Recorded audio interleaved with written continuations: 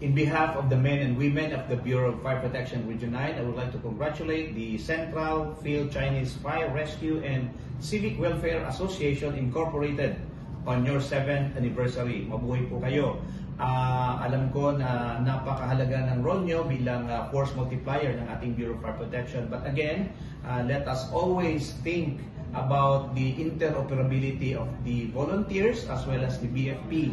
Dahil ang BFP naman talaga, siya naman ang ahensya na talagang binigyan ng legal basis to, of course, suppress, investigate any kinds of fire. But we are so lucky because meron tayong kahalin tulad din yung organisasyon na tumutulong sa BFP. Kumbaga ang tema nyo ay tamang-tama sa atin because ang tema nyo ngayon is providing community assistance and fire assistance, volunteerism, a heart of public service.